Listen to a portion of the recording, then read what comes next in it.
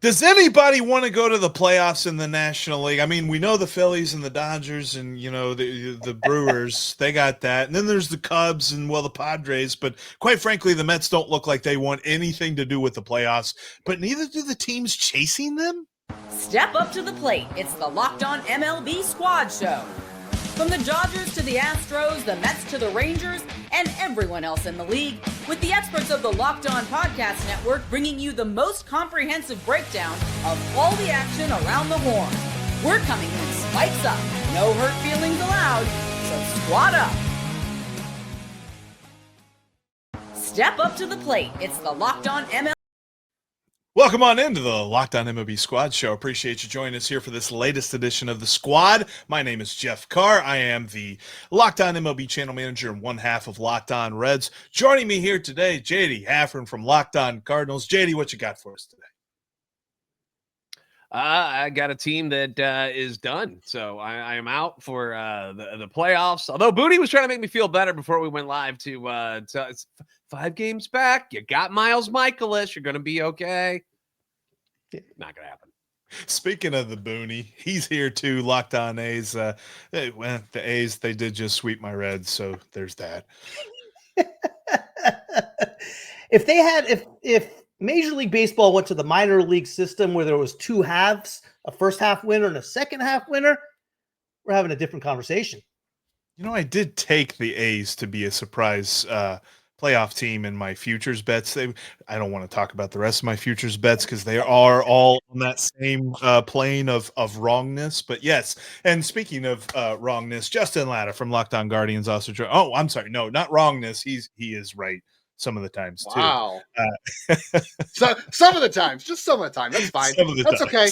I was wrong writing off the Guardians 3-4 times this year.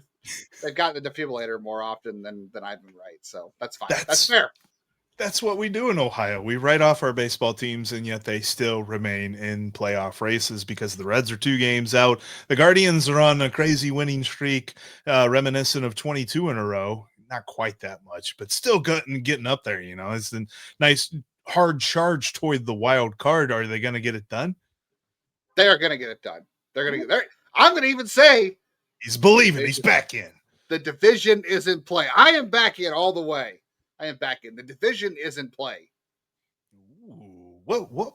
I don't necessarily know exactly how bad the Tigers have fallen here, but man, they've fallen on some hard times for Cleveland. The Tigers are below 500 in the second half. They are multiple games below 500 in the second half. And the Guardians, I will say, they are 17-5 since the end of August. Wow. That's after they were 23-9 until August 14th, and they went 1-9, and now they're 17-5, and now they're 13-4 in the month of September. So they have one of the best records in baseball. I think they have the best record in baseball since the end of their 10-game losing streak. So Booney would have some competition for the second half championship. Now, Justin, who has the tiebreaker between the Tigers and the Guardians?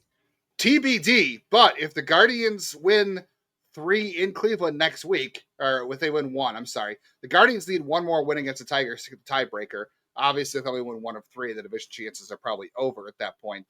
So we'll see what happens. The funny thing about that is, earlier in the year, Cleveland went to Detroit, took 3 of 4, lost to Tarek Skubal, beat him today, so boom. And then the Tigers came into Cleveland, swept them. They won the game, JD. They won the game. And he pitched, and they didn't beat Tarek Skubal today. Is he a part of the Detroit Tigers? Is he? Beat the bullpen surrounding him. Yeah. Is what I was pointing out. The reason I know this is just because of fantasy baseball. It has nothing to do with me doubting the Cleveland Guardians by any means. They won the game, okay? They won the game. They beat the team that Tarek Skubal You play to win the game, as one famous coach once said. The Guardians beat Tarek Skubal the way that teams beat the Pirates when Paul Skeens pitches. They just beat the other pitchers that get on the mound after Paul Skeens is done pitching. And they rely on the other team's ineptitude, yeah. But the Tigers swept the Guardians in Cleveland, so neither of these 2 teams have played well at home. So next week's going to be really interesting.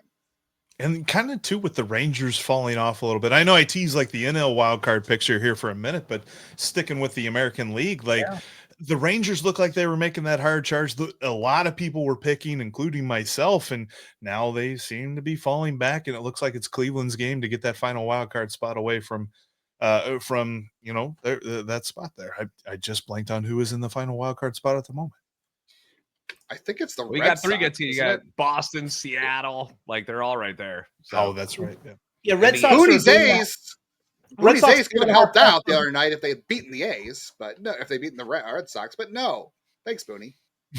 I mean, he's been playing good ball. Red Sox game and a half up right now over the Guardians, 4 up on the Rangers. I mean, no one's really, I wouldn't say anyone's really out of it from either side. Even the Rangers Cardinals 5 back. You never know. With 9 to play, they win out. Reds are right there.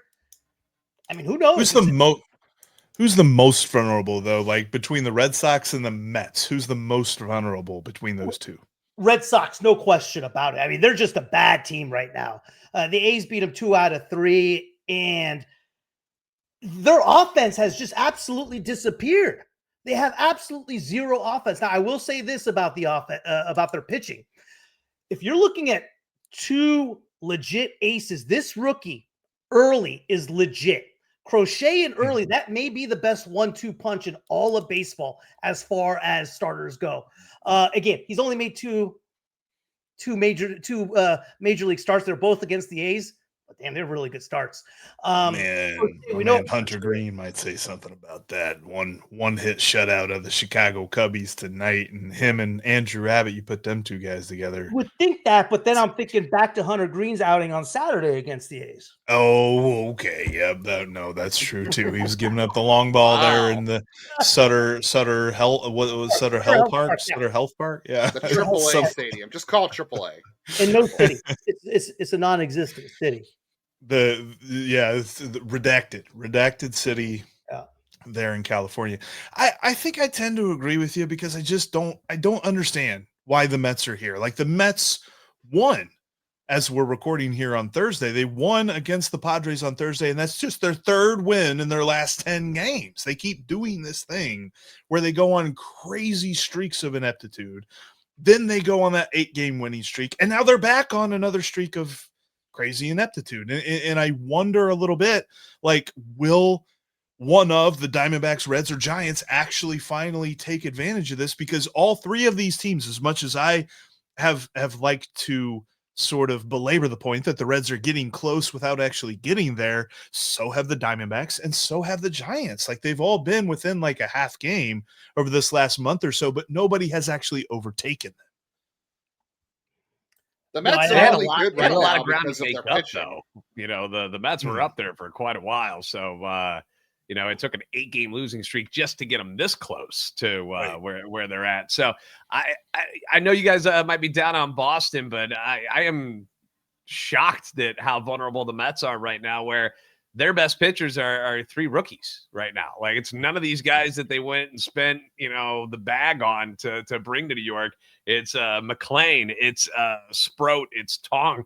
Like these are the guys that some people, had never seen or heard of until the last 2-3 weeks. And those are the guys they're relying on to, get them over the finish line. I've always said that it'd shock me if the Mets didn't get in just because of the amount of talent that is on the roster. But I mean, relying on those 3 to get you to the promised land, man, that's some risky business right there.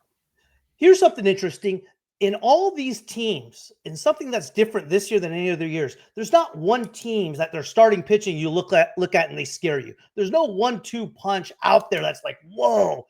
I mean, pitchers right now, it seems like they're dropping like flies with regard to getting hurt. I don't know. Dodgers are pretty amazing. Like if you put those guys, like give me Shohei, Snell, Glass now, Yamamoto. That's pretty good. That's pretty good. With regard they're healthy. Dodgers aren't part of the conversation. Okay. I do wonder about them a little bit though. And since you mentioned them, let's talk about them Dodgers, because are we about to see Clayton Kershaw right off into the sunset?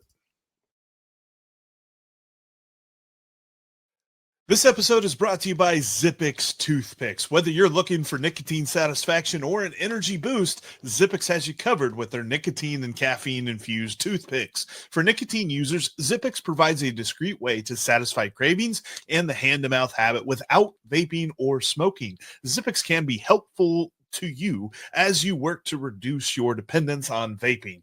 Available in 6 great flavors with 2 milligram and 3 milligram nicotine options. And if you need energy without the crash, their caffeine toothpicks are a game changer. This here peppermint watermelon flavored one, this actually is a really good combo here and a good hit of energy as well. To check these out and more, go to zippixtoothpicks.com and use the code locked on for 10% off your first order. Must be 21 or older to order. Warning, nicotine is an addictive chemical. That's zippixtoothpicks.com. Promo code locked on. Zip more, smoke less with Zippix. Thank you for making Locked On MLB part of your everyday routine. Make sure you check out Locked On MLB Game Night after you're done watching today's Locked On MLB Squad. They watch every game, every night, all the way through the World Series and keep you up to date on everything going around this league. All right, I teased it there before we jumped into the break. The Dodgers are very intriguing because, I mean, obviously coming into this season, their over-under was insane. I think it was at 104.5 at one point, and they're certainly not going to hit that. But they are going to have this magic surrounding them. Just lost the word of Clayton Kershaw announcing his retirement. Like, is he going to ride off into the sunset? Or are we going to be crowning them World Series champs again? Absolutely. I can't imagine you can't. I mean, as JD was saying, you got Yamamoto, you got Snell, you got Glasnow. I think if you were really to look at their health and look at them as a ball club as a whole, they're in better shape this year than they were last year at this time. They look really, really good. And I don't know who's going to beat those three on any given day. What do you make of Ohtani playing the outfield to subvert that rule in the playoffs? That he's on there. Could he win the Gold Glove if he played all year in the outfield? I don't know, but I wouldn't put it past him. But I also think that we're asking this dude to do so much on the baseball field. I don't know that he's any getting paid to do enough. it, so I don't feel bad for him at all. It's true. It's they true. give plenty of cheddar to go. If they need him to be a bullpen catcher, he better have his butt out there doing it. If I was paying the bill for Shohei Ohtani, but I mean, the guy's an incredible athlete. We haven't seen him play the field in a few years, so I don't know how great he's going to be, but I would imagine he'll be just fine. I don't imagine that he'll have too many issues there. But him as a pitcher, as a starting pitcher, you mentioned those other three, Booney, but you put Ohtani in there now, who looked incredible in his last outing. Like that, he looked like Cy Young award-winning type of guy, Ohtani, right there to go along with the MVP power. So. It's going to be tough. It's weird how they flip-flop their problems. Remember last year it was the starting rotation with the Dodgers. Everybody's like, uh-oh, they don't have anybody. Now it's the bullpen that everybody's like, uh-oh, none of these guys are all that good right now. So it's a different problem to have. But if any of those starters, instead of going like the 5 innings that sometimes you see in a playoff game instead, and these guys are stretching 6, 7, then they don't have to rely on them quite as much. That's what I was going to say. That's a good point, because if they get to the playoffs and any of their starters don't do a great job, they're in trouble. And are we going to see the Dodgers try to bring relievers or starters out of the bullpen?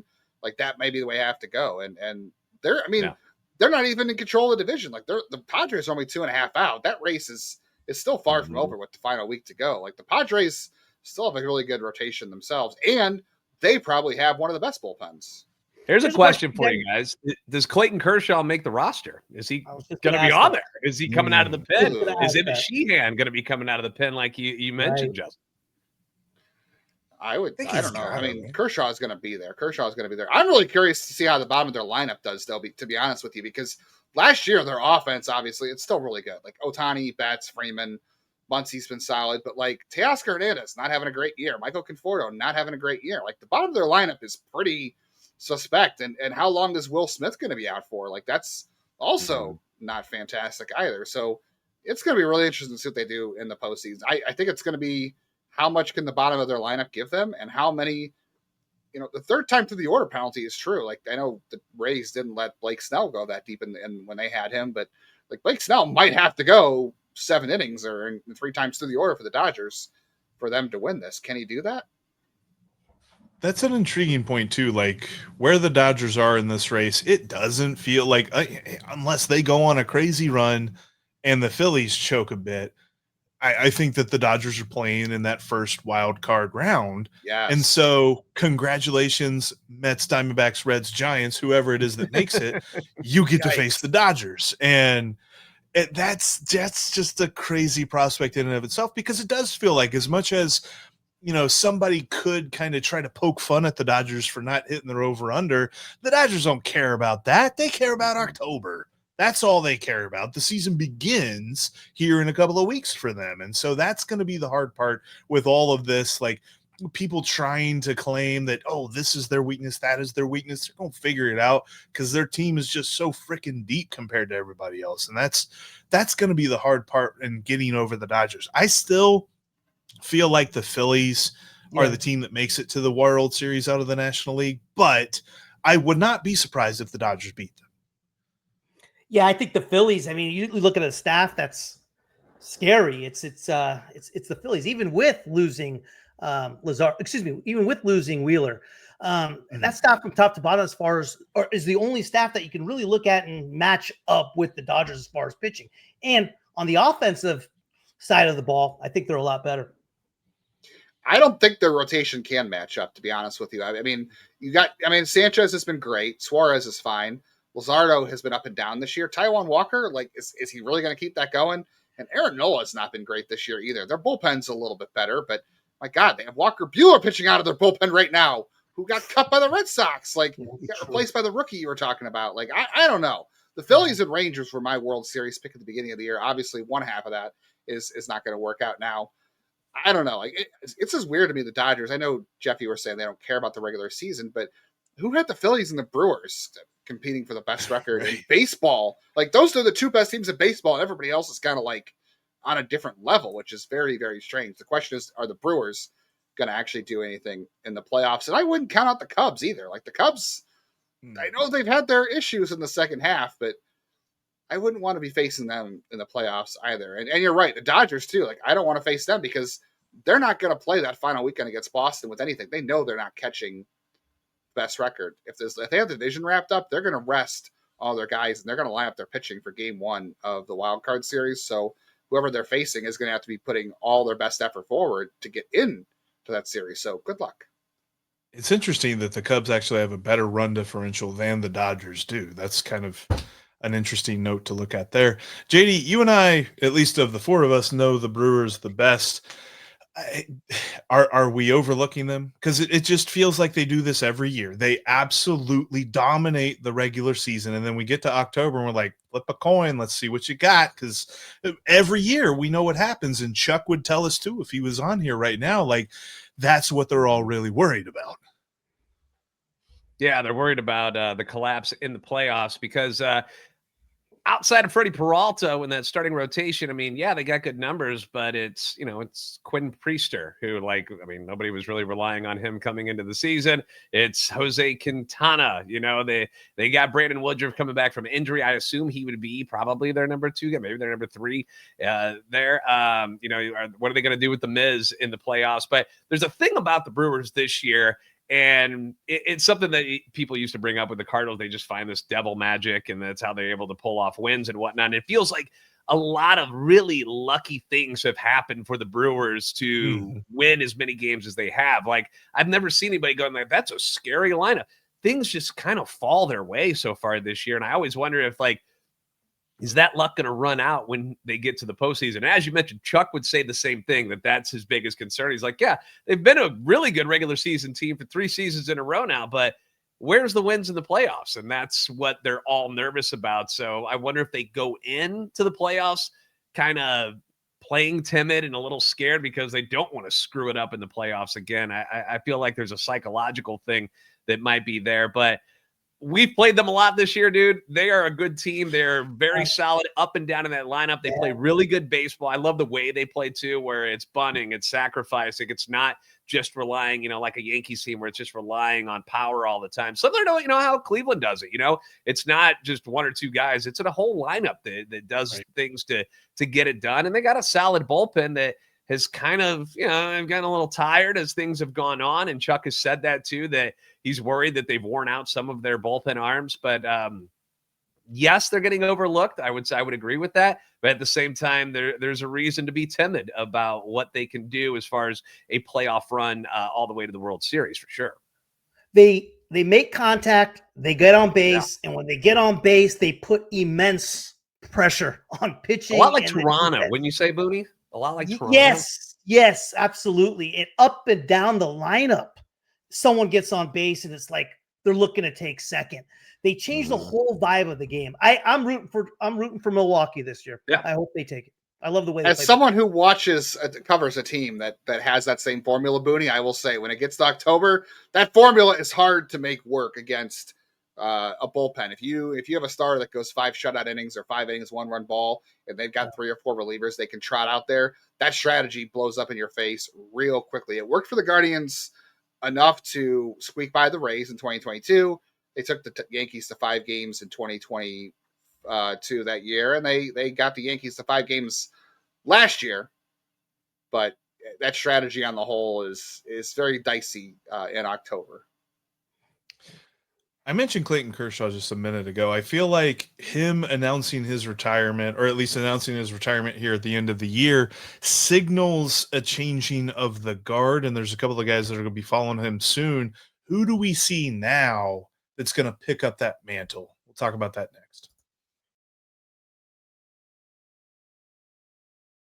This episode is brought to you by Prize Picks, the daily fantasy app where making the right call can actually pay off. You and I make decisions every day, but on Prize Picks, being right means cashing in. With football back, Prize Picks is the simplest and fastest way to get in on the action. Just pick more or less on 2 to 6 player projections, and you can turn your takes into real prizes all in less than 60 seconds. I mean, this week they're making it even a little bit easier on you, giving you an easy pick. They call it a max discount for Patrick Mahomes, 0.5 passing yards. So like literally he completes 1 pass of positive yardage, he gets more on that. So add Patrick Mahomes 0.5 passing yards to your Prize Picks play and add a couple of more in there. Probably looking at Jake Browning to complete a few passes for the Bengals here, especially to Jamar Chase. Maybe Jamar Chase getting some receiving yards as well.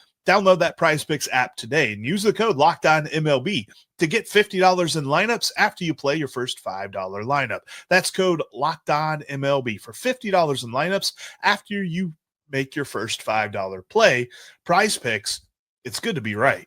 Caffeine just got a flavor upgrade. 5-hour energy shots deliver tasty caffeine in 17 bold flavors. Each 2-ounce shot packs the caffeine of a premium 12-ounce cup of coffee plus B vitamins and nutrients with 0 sugar and 0 crashes. What I love most is how portable they are. Big taste, tiny shot. You can take it anywhere and get that boost when you need it. I mean, 5-hour energy was absolutely clutch when the Reds were on the West Coast this year. And when it comes to the situation, maybe during the day, during the middle of the afternoon, you need a little energy boost, grab yourself some 5-hour energy. All kinds of great flavors out there. Enough with boring, flavorless caffeine. It's time to give your caffeine a flavor upgrade with 5-hour energy shots. Get the favorites you love or be bold and try something new in store and online at www.5hourenergy.com or on Amazon today.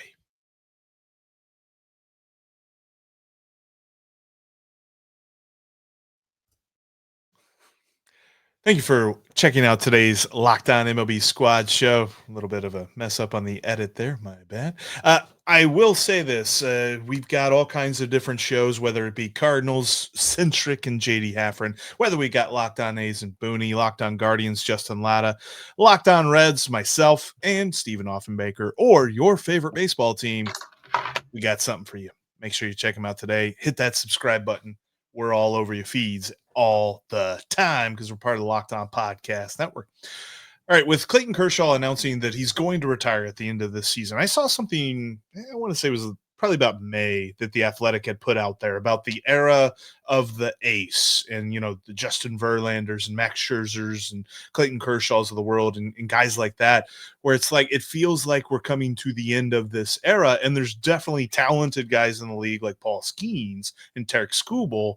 Are those two like it though? Like, is somebody else going to step up? Because I'd love to say that Hunter Green is part of that group, but Hunter Green has not stayed healthy enough to make enough starts in the season for like everyone around the league to recognize his aceness.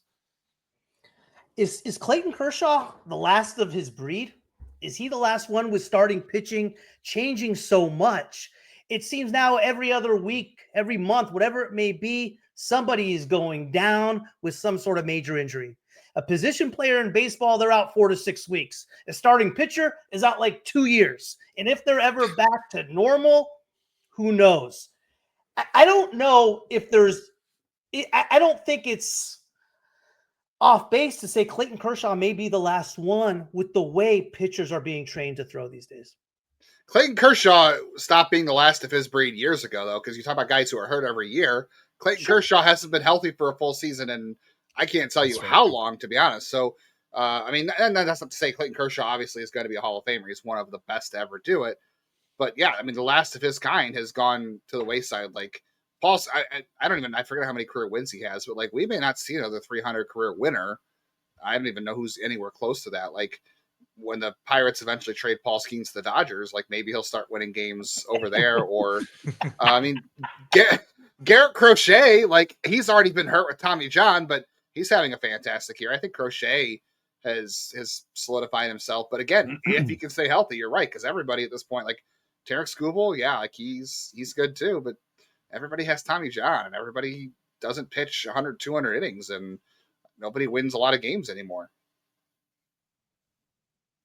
Yeah, I'm looking at Kershaw's stats here. 222 wins. So like we're not even Scherzer, is he close to 300? I know he's on the outs too, but I would say no. He's had a lot of injuries too. Like we're talking about these guys. Yeah. I mean, they've pitched very late into their careers, which is why the numbers have been able to reach the heights they have. But yeah, it's who's the next guy?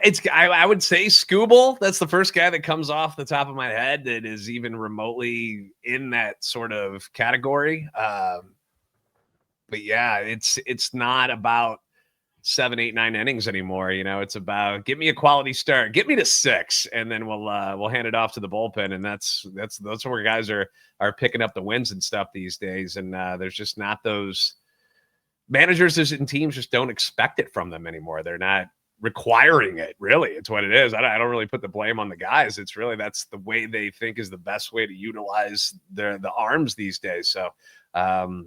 Yeah, it's tough to imagine anybody getting even close to 3,000 strikeouts again or anything like that because they just don't pitch long enough and they don't pitch deep enough into games. Well, Justin, you bring up a good point because, all right, so the top 3 active pitchers and wins right now are Verlander, Kershaw, Scherzer. Verlander with 265, Kershaw with 222, and Scherzer with 221. The next guy has 153. And it's Garrett Cole. You know who's 5th? Hurt this year. Tommy John. You won't guess. You won't guess who is the number 5 guy. I'll give you guys each one guess. Oh. JD, give me a guess. Number 5 guy. Jeez, active pitcher and wins. Let's see where he's at on this list. Nope, number 5. Geez, that is brutal. There is a Cardinal that's on this list, a current Cardinal that's on the top 10. Sonny Gray. Yeah. Sonny Gray's number 7. Number 5, Justin, you got a guess?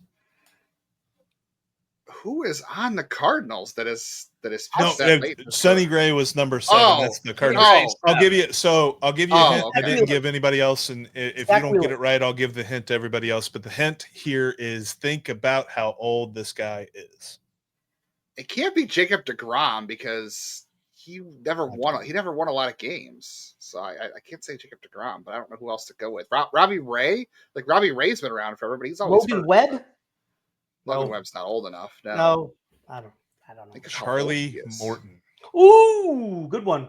He's a Charlie 40s, Morton yeah. is number 5 in the active wins pitchers at 147. When I think of pitching dominance, I definitely think of Charlie Morton. When you say elite, Charlie Morton right after that. Like Hall of Fame, Charlie Morton? What? Wow. Let's see. Garrett Cole's 34 at 153 wins. Sonny Gray's 35 at 124 wins.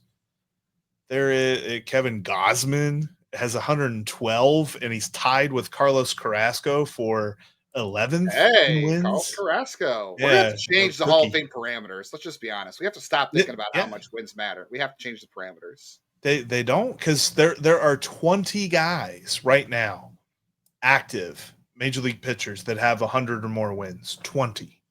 That's it. Nathan Uvalde is number 20, right below Dallas Keuchel. Is he actually active right now, Dallas Keuchel? It's a good question. I think he might have pitched a minor league game this year. I don't even Jose know. Barrios is 16th with Aaron Nola. But it's crazy to think. I mean, you bring up a great point. Like, how do we evaluate the aceness of guys moving forward? Because obviously Verlander, Kershaw, Scherzer, there's nobody like those guys anymore. Like Garrett Cole might be the closest, but I don't think he wins 100 more games in his career. And if he doesn't win 100 more games in his career, he doesn't even get to where Justin Verlander is right now, let alone get to 300. Yeah, it's nutty. If we don't change the parameters 10 years from now, there's not going to be a single pitcher being inducted to the Hall of Fame. Do we change the Hall of Fame parameters, or do we change the parameters of what a win is? Well, I don't think you could change that. like you were talking about managers, like how they're managing differently. It's development. All these teams now, and I see it covering. Like, I'm sure you guys see it in the minor leagues too. They're not letting guys throw. Like you're getting in the minors, you're going 80 pitches and you're done. Like guys in the minors aren't going 100 or 110. Like if you are a real prospect, like if you have a 26-year-old AAA guy, like okay, you'll let him go 120 because you need someone to chew the innings. But if you're a legitimate prospect, you are throwing 80 to 90 pitches max in the minors. You are throwing 150 innings a year. When you get to the majors, how the heck are you supposed to throw 110 pitches? How the heck are you supposed to throw 190 innings when you don't do it? And the argument is they don't want to waste the bullets in the minors, but it's a catch-22. You gotta do it to be able to handle it. Your body's got to be able to recover, but they don't want to waste the bullets. I think baseball's going to get away from the power pitcher in the next several years. Number one, with injuries, and also we're seeing some success from guys that are just good pitchers. I mean, I remember Michaelis pitched against the A's, pitched 7 innings that were just JD's favorite. He didn't strike out one guy. If JD we wants a whole. if we did some kind of game, of Miles Michaelis's. we did JD's some like, kind yes, of give me game 5 of them. Give me 5. where You you want take 5 a Miles sip of your Michaelis? beverage. I'll show you a Colorado Rockies 41 and 121. Yes, exactly. He is terrible, Booney. I'm sorry. I don't know. You can't put the toothpaste back in the tube. He looked pretty darn good. Hitters are training for velocity now. Hitters are training to hit 100. You can't put the toothpaste back in the tube. Kids are chasing velocity. Scouts are looking for it. They're looking for you to throw 100 sliders. Like you can't put that toothpaste back in the tube. They cannot go in the other direction. You might have your Miles Michaelis's and whoever else, but that's not going away. It's just gonna I love how many times his name has been mentioned on this show. If we had a game where you take a sip every time Miles Michaelis was mentioned, well, you take another sip just then. You'd be taking a lot of sips in this show, and I would not have expected that. So proud right now. Hey, put him in the conversation of carrying the torch. He could be an A next year. Booney. He's going to be a free agent. You guys can have him. We can't afford it. Oh, he'll look great, and Sacramento or the city doesn't exist. We don't have a city.